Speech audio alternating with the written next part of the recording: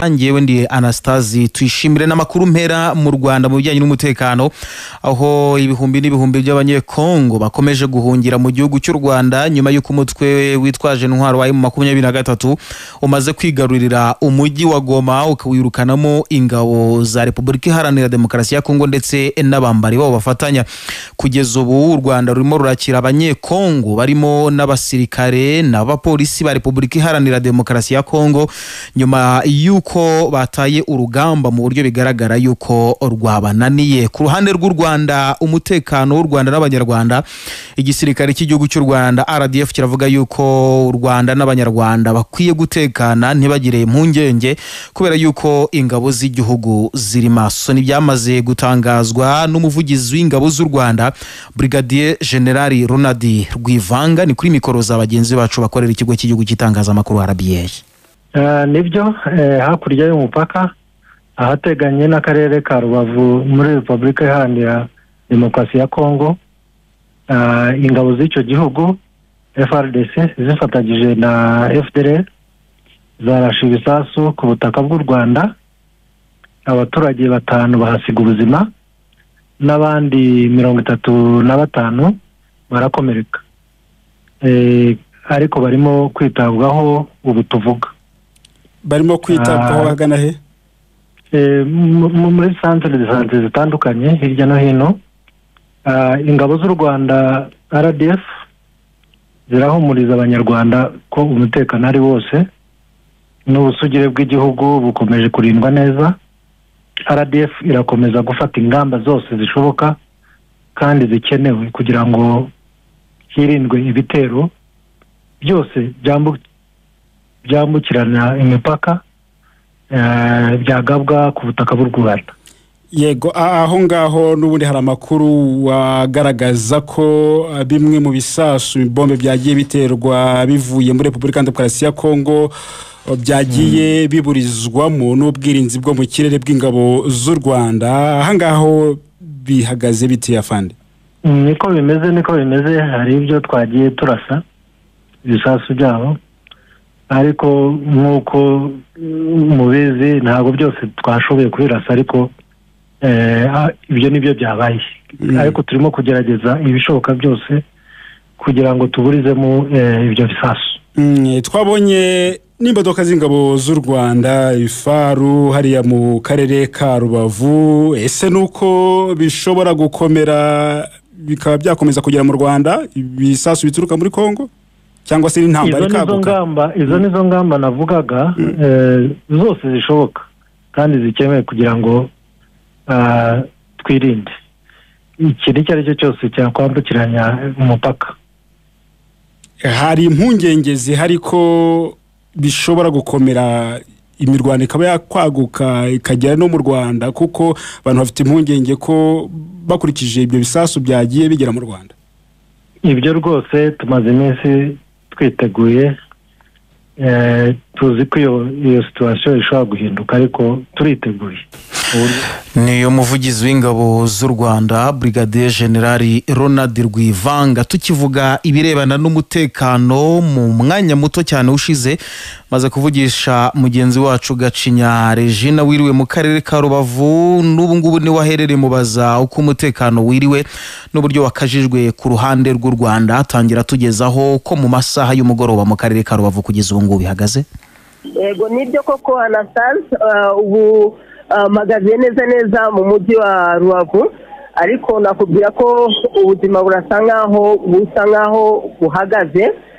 Bya bikorwa byinshi byaberaga muri uyu mujyi wa Rubavu, ni umujyi wari umenyerewe kugira ibikorwa by'ubushabitsi, ubucuruzi, urujya n'uruza rw'abantu baturuka mu gice cya Kongo hariya hafi muri Goma, mu mujyi wa Goma. Ariko kugeza ubu kuvugisha kuri muri aya masaha turimo kuvugana, birasa nkaho umujyi wacecetse, wakonje, abaturage bari mu mago yabo, ubucuruzi bafunze ubucuruzi, urujya n'uruza rw'abantu rwarangiye.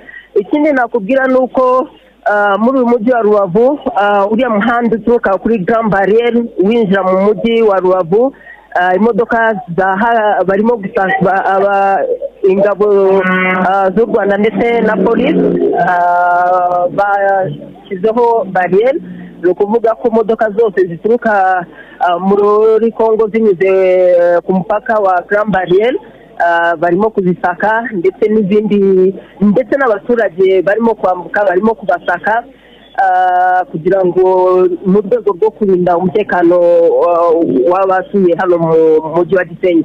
Ikindi nakubwira ni uko kuva ku munsi w'ejo, kuko twinjiye muri uyu mujyi ku munsi w'ejo, ndavuga ku cyumweru, twasanze umwuka utameze neza, cyane ko ibiganiro byose abaturage bavugaga baganiragaho ni intambara iri hagati y'umutwe witwaje intwaro wa M23 ndetse n'ingabo za Repubulika Iharanira Demokarasi ya Congo, aho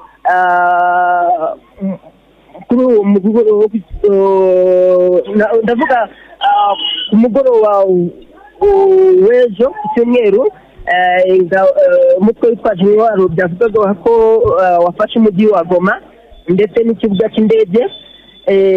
Ibiganiro byaraho, ndetse nababwira ko amasasu yumvikanaga kuva nijoro, noneho yakaje umurego kuva saa 10 za mu gitondo, saa 9 saa 10, ibisasu byari byumvikanaga cyane. Mu gitondo haza kuba umutuzo, ni nabwo bavugaga ko mu mujyi wa Goma wafashwe n'umutwe witwaje intwaro wa M23. Ikindi nakubwira nuko noneho ahagana masaa 6, saa 7, saa 8, saa 9 intambara yongeye kubura bundi busha. Noneho ibikompora birajugunywa, noneho hari bimwe byagiye bigwa ku ruhande rw'u Rwanda, ndavuga muri uyu mujyi wa Rubavu, binakomeretsa bamwe, ndetse nk'uko mwabyumvishije ku itangazo ryatanzwe n'umuvugizi w'ingabo z'u Rwanda, nuko 5 bahasize ubuzima. Mu by'ukuri umujyi wa Rubavu, ndakubwiza ukuri, wakonje cyane. Kugeza ubu wowe nk'umunyamakuru uhari, hari amakuru y'uko abarwanyi ba Wazalendo bari ku ruhande rw'ingabo za leta baba binjiye imbere mu gihugu cy'u Rwanda ariko badaciye ku mupaka munini cyangwa se ku mupaka nyabagendwa. Niko byagenze? waba wabibonye? Yego, niko byagenze cyane ko nababye ko uyu mujyi kuvugisha ukuri wuzuyemo ingabo z'u Rwanda ndetse na polisi. Wabonaga ko ahantu hose hari umutekano, hari polisi barimo kubwira abaturage basubire mu mago cyangwa se basubire mu baje bihishe. Ikindi nakubwira by'umwihariko nuko abegereye umupaka wa Goma, ndavuga ubwo ni Petit Barriere ndetse na Grand Barriere, bari abaturage bahariya babimuwe, kuko benshi hari ahantu bagiye gucumbikwa ahantu, kuko tuva kuri tere, kuko twakoreye mu murenge wa Mudende, atugaruka mu macumbi yacu twabonye hahandi hakunda kutuzwa bagize ibyago byo guhura n'ibyago by'ibiza, ni mu murenge wa Rugerero, hahandi hatujwe ubushize bahuye n'ibyo byago by'ibiza, ndetse n'impunzi kenshi zikunda kuba zahunze intambara muri Congo, batangiye kuhubaka. Ni naho izi mpunzi za Congo zirimo kwambuka zihunga intambara, zirimo kwerekezwa kugira ngo zicumbikirwe hariya. Ikindi ni uko warumbajije ikibazo cy'izi ngabo za Congo na Wazalendo ndetse zahunze. Amakuru dufite ni uko bahunze barakirwa, ariko ntabwo bigeze banyura ku mupaka wa Grand Barriere cyangwa Petit Barriere. Ahantu banyuze ni tuhazi, ubwo wenda umuvugizi w'ingabo araza kubivugaho, ariko kugeza ubu twe ntituzi ahantu bashyuye kugira ngo bamanike. Nabo bivugwa ko bari bahunze intambara muri Congo. Aha, niba amanywa yose hiriwe ubwoba, ubu muri iri joro bihagaze bite ku baturage ba Goma? Imitima yabiri hamwe? imitima ntabwo iri hamwe kuko na n'ubu ndakubwiza ukuri amasasu arimo kuvuga ibikompera birimo guturitswa ikindi ni uko abantu umuhanda urera nta rujya n'uruza rw'abantu ikindi nakubwira ni uko n'abashinzwe umutekano mu by'ukuri nabo babonye ko bitoroshye ntabwo byoroshye ujya abantu nuko nazabwiye abantu bose begereye umupaka bimuwe barimo kwigizwayo kugira ngo bamwe barimo kwerekeza mu Musanze abandi barimo kwerekeza mu bindi bice bitandukanye byo mu karere ka Rubavu ariko mu bice bitegereye umupaka wa Goma. Ni Regina Gacinya twarimo tuvugana mu mwanya muto cyane ushize aho aherereye mu karere ka Rubavu ariko tukiri kubijyanye n'umutekano muri Repubulika Iharanira Demokarasi ya Kongo no ku rwego rushinzwe kugenzura imikorere y'itangazamakuru muri Repubulika ya Demokarasi ya Kongo rwabujije abanyamakuru bose bakora muri iki gihugu gutangaza amakuru y'insinzi y'umutwe witwaje intwaro wa M23. Iri bwirizwa rikaba ryatanzwe na Perezida wa CSAC Christian Bosembe nyuma yaho abarwanyi ba M23 bafatiye umujyi wa Goma mu rukerera rwo kuri uyu wa mbere. Bosembe rero yatangaje yuko abanyamakuru bari gukwirakwiza amashusho n'amakuru bigaragaza yuko M23 iri gutsinda intambara mu burasirazuba bwa Kongo nyamara kandi y'ubwayo irimo gutsindwa. Si byo gusa kubera yuko ingabo z'umuryango w'abibumbye MONUSCO nazo zamaze gusa naho zirekurira umujyi wa Goma mu biganza by'umutwe wa M23 bisa n'ibigaragara yuko urimo uratsinda mu buryo bugaragara ingabo za leta ndetse n'abambari bazo basanzwe bafatanya mu kurwanya uyu mutwe twaje intwaro wa M23.